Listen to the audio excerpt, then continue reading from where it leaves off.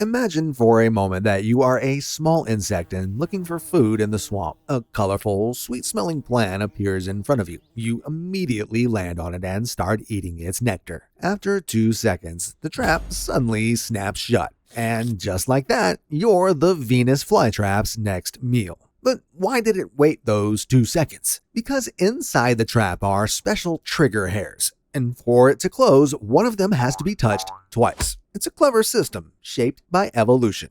That way, the plant doesn't waste energy on something random, like a falling drop of water. Only real insects trigger the trap.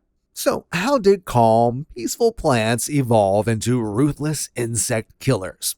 Around 70 million years ago, fertile soils turned into swamps and lost their nutrients. Plants in those areas started dying off, one by one, starved of nitrogen, phosphorus, potassium, and magnesium. But then one plant had a wild idea. Guys, we're literally surrounded by insects. Why not eat them? The plants that embraced this crazy idea began to mutate. Their leaves slowly turned into stomachs and intestines. And here's the crazy part. This didn't happen once. It happened 12 separate times. Different plants, different places. Same idea. Evolving into carnivores. It's called convergent evolution. Today, scientists have discovered over 800 species, and they spread everywhere, except Antarctica. Until 1875, no one knew carnivorous plants even existed. Until Charles Darwin revealed their secret to the world in his book, Insectivorous Plants. In his home greenhouse, he grew sundews, Venus flytraps, and pitcher plants, and started feeding them fried meat, eggs, cheese, even peas. I'm about to introduce you to the most unusually evolved carnivorous plant, and honestly, it's the one I find most fascinating, Roridula. It's only found in South Africa and nowhere else on Earth. What makes this plant so fascinating isn't just how it looks. Roridula's leaves are covered in long hairs that release a sticky glue-like substance, perfect for trapping unsuspecting insects. But here's the twist. Unlike most carnivorous plants, Roridula doesn't digest the insect itself. It doesn't even have digestive enzymes. So, how does it eat? Teamwork. Roridula partners with a special bug called Pomeridea. These insects live on the plant, and they're immune to the sticky glue, thanks to a protective oily layer on their bodies and legs.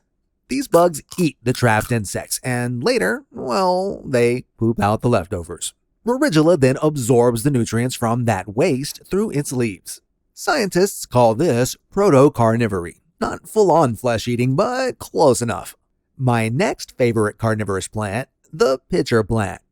Some people call it a monkey cup because, yes, monkeys have been seen drinking from it. But most of the time, there's not water inside. There's death. It's mostly found in tropical Asia and northern Australia. Pitcher plants catch their prey using trapped leaves shaped like cups. Around the rim, they release a sweet-smelling nectar, a mix of sugar and a chemical called coneine. Imagine for a moment that you're an insect. You land on the edge of the trap and drink the nectar. Drink and drink again. Pure delight. But then, coneine acts like a sedative. Your head starts to spin. You become slow and clumsy. The edge of the pitcher's trap is coated with wax. It's super slippery. One wrong step and you fall straight into the trap. The inner walls of the trap are also coated with wax and are slippery. There is no escape. Inside, there's liquid. But it's not just any liquid. It's filled with digestive enzymes like protease, chitinase, and lipase. These enzymes are so powerful they can even break down the hard armor of a scorpion. What a terrifying end. And here's the interesting part. The pitcher plant doesn't always keep the same amount of liquid. When it rains, the plant adjusts its enzyme levels to match the volume of water. Even before an insect lands, the plant senses it and begins increasing enzyme production, as if preparing for a meal. Now meet the beast of this family, Nepenthes Rajah. Its trap can hold 3 liters of liquid. That's enough to digest mice, frogs, even small birds. And yes, it can digest them completely. But wait, what if a small part of your finger fell into this liquid? Could these enzymes digest human flesh? The answer? No, not really. Human tissue is thick and dense. These enzymes can only digest a tiny bit on the surface. Moreover, rotting flesh and bacteria would spoil the liquid quickly and could even rot the plant itself. But now, let's talk about one of the weirdest plants in this family, Nepenthes lowii. Instead of eating insects, it feeds on poop. This plant grows on volcanic slopes and produces sweet nectar outside its pitcher, right on the rim. Tree shrews climb up to lick the nectar, and while they're at it, they poop right into the pitcher.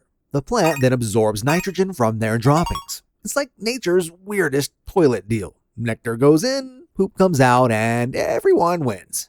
In 2022, scientists discovered a brand new pitcher plant deep in the rainforests of Borneo, Southeast Asia. Nepenthes pudica, which means the shy one. Why shy? Because unlike other pitcher plants, this one hides its traps underground. It was the first time such behavior had ever been recorded. The pitchers look like little eggplants, but they work more like tiny sewage traps. Insects and even small rodents fall in, slide down the tube, and drown in digestive fluid waiting below. Silent, hidden, deadly. And this is the world's fastest carnivorous plant, the bladderwort. Bladderwort lives underwater and hunts faster than a blink of an eye. How fast? 0.002 seconds. It's one of the fastest movements ever recorded in the plant kingdom. It works like a miniature vacuum. The trap opens and whoosh, it sucks in its prey. Tiny creatures like nematodes, mosquito larvae, small fish, and tadpoles disappear instantly. The digestion process happens in 3 stages. First, the head, then the body, and finally the legs. A warm, nutritious insect soup. Some carnivorous plants stop hunting when they bloom. Why?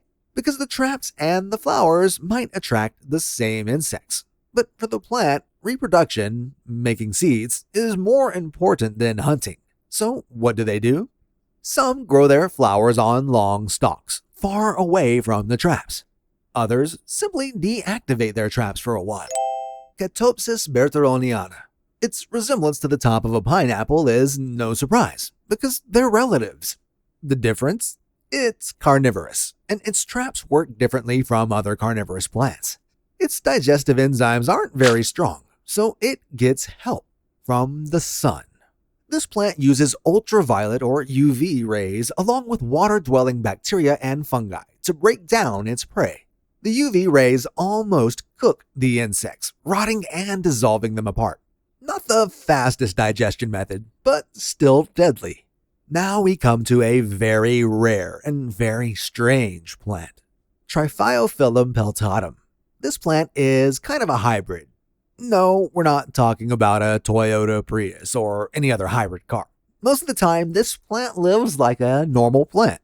But when nutrients in the soil run low, it changes. Suddenly, it grows sticky traps, becomes fully carnivorous, catches a few insects, absorbs the nutrients, and then the traps disappear, as if they were never there. This strange appear and disappear predator grows only in West Africa, in places like Sierra Leone, Liberia, and Côte d'Ivoire. After all these bizarre plant stories, here's one final question. Could carnivorous plants evolve to eat plastic one day? Sounds crazy, but scientists have already discovered a plastic-eating bacterium. It's called Ideonella sakiensis. This little microbe produces enzymes that can break down plastic. So who knows? Maybe in the future, nature won't just fight insects. It might help clean up our mess too. Let us know what you think in the comments below.